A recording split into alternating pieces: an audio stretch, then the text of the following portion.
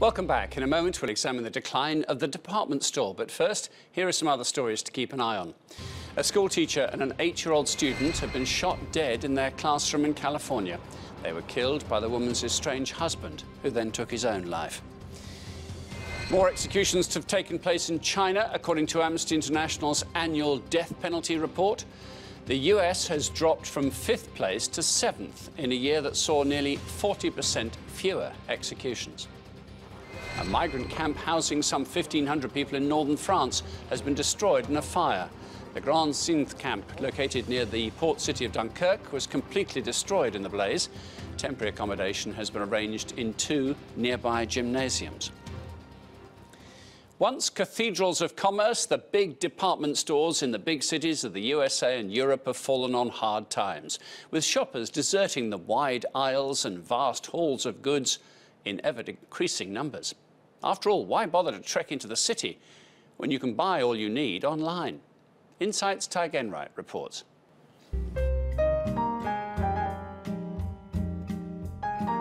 In their heyday, department stores were magnificent places.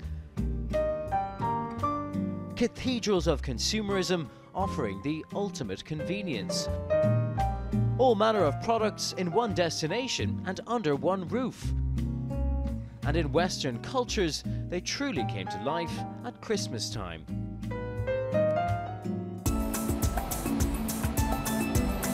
Today, shoppers have a lot more choice, and while many cities still boast iconic department stores, real consumer convenience is now in the palm of your hand. Even the most obscure products can be delivered to your door in double-quick time. Luxury retailers and cheap, fast fashion stores are still doing pretty well. The big problem is in the middle of the market. This is Next, Britain's biggest clothes seller. It also offers homewares. It's a mid-range high street favourite, but its management has noted a worrying trend. Next says there's been a fundamental shift in consumer behaviour. In the past, we might have gone into a shop like this and spent our money on things. Now we're becoming more interested in spending on experiences like dining out or going on holidays. Last year, another of Britain's best-known retailers disappeared from its high streets. Once a family destination, British Home Stores is now consigned to history.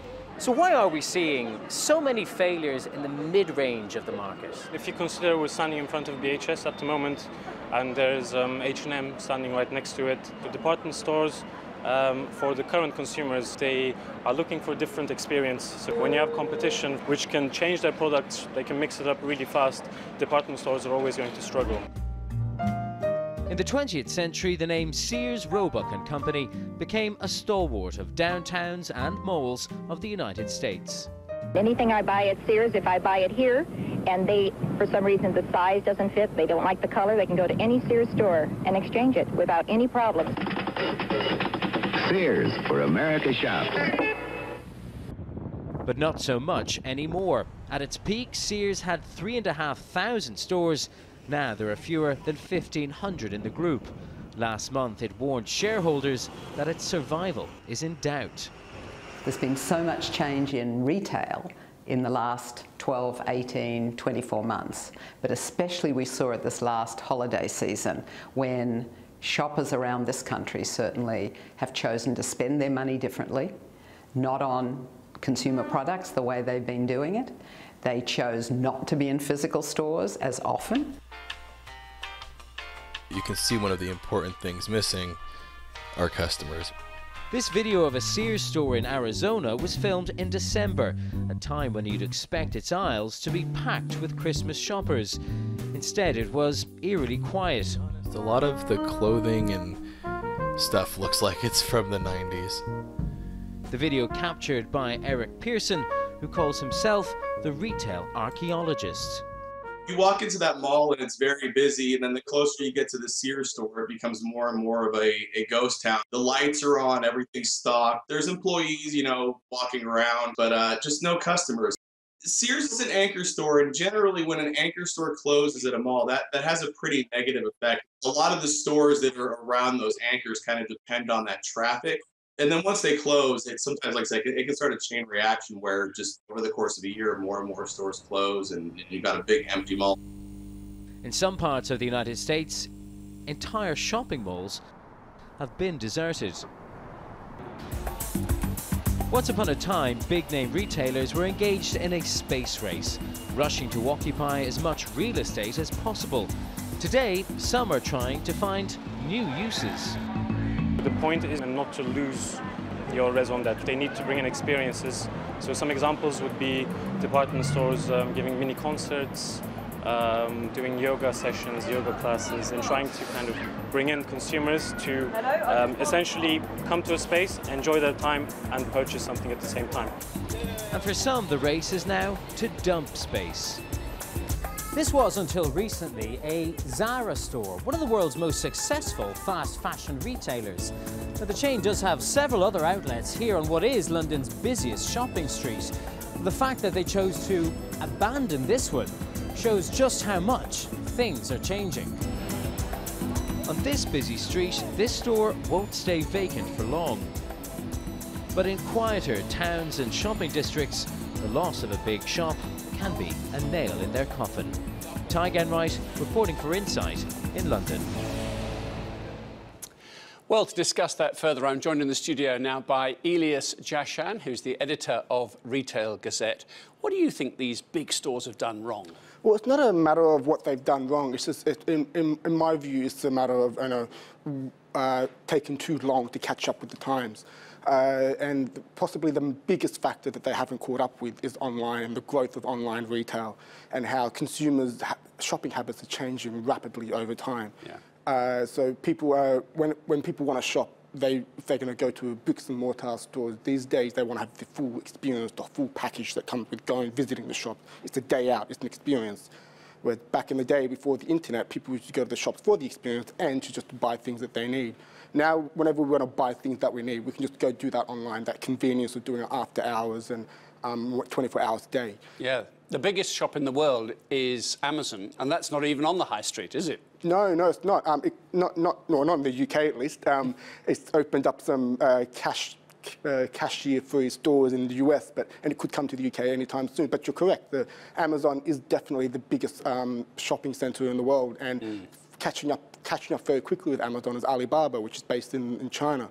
And the way they present their products and the vast range of products they have on offer, and the worldwide, globally popular shopping holidays such as Black Friday or Singles Day in China attract millions and millions of pounds worth of sales. But I guess there's always going to be some prestige goods, perhaps a new expensive outer garment, a coat, or some kind of jewellery or something. You really do want that hands-on experience. Is this what retail's got to now capitalise on? Exactly, and as the chairman of Debenhams said recently at the World Retail Congress, Ian Cheshire, he said retailers, department stores especially, and retailers in general need to be careful. They don't just sell stuff in general.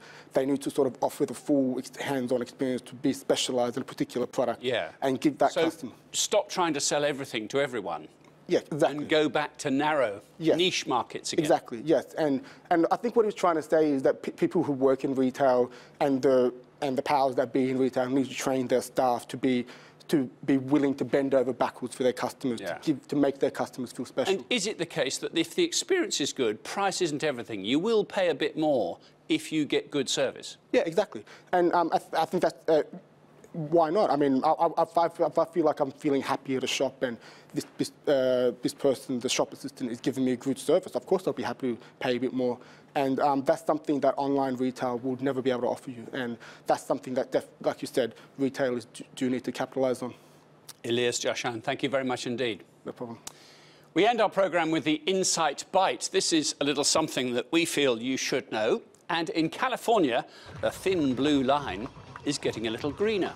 The Ford Motor Company, in partnership with the Los Angeles Police Department, have unveiled the city's first hybrid electric police car.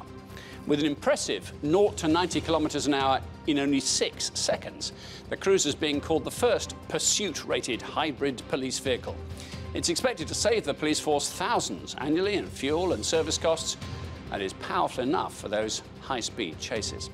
And that's all from me for now. I'm Martin Stanford. That was Inside.